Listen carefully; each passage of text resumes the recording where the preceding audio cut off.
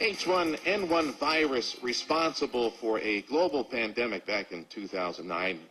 Well, they say it's back.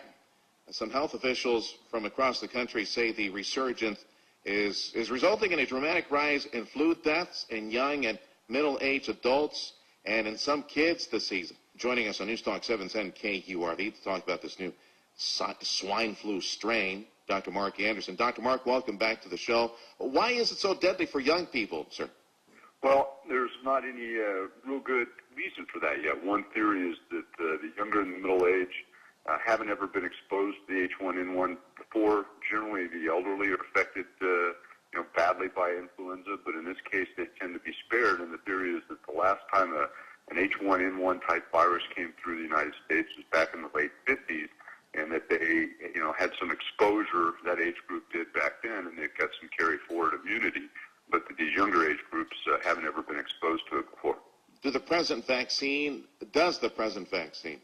carry a strain for us to help build some defenses against the swine flu? It does, and for the last several years, the vaccine has included H1N1, and vaccination rates were up in our area generally this year. And so, in spite of increased vaccination, we had roughly the same number of cases of influenza, but the seriousness of those cases was much more severe because it was the H1N1 strain that resurfaced again this year rather than some other strain of influenza A. Okay, so is it possible that these fatalities that we see in this report are the result of young folks that were not given the vaccine, or is it there's something more potent and deadly about this strain? No, generally most of the people who had bad outcomes did not get vaccinated.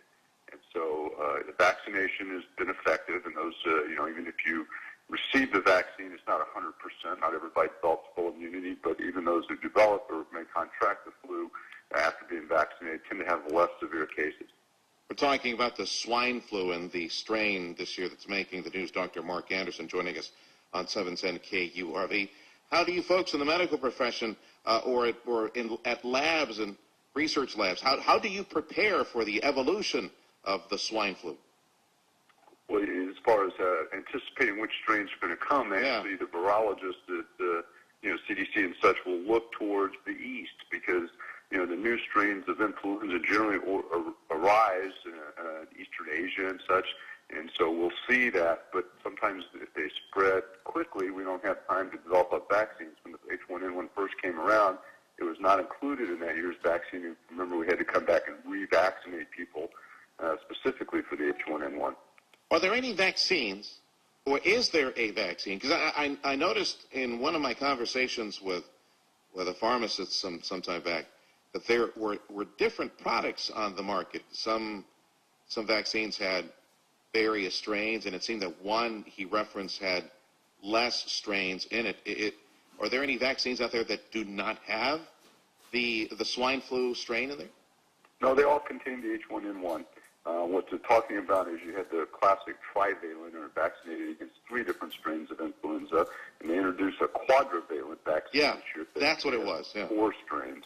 Okay. And so, it'll have better protection, but will probably evolve to where most people are getting the quadrivalent vaccine on a yearly basis. Oh, okay. So, but if your vaccine does not include that quadra strain that you're referring to, everything should be okay, right?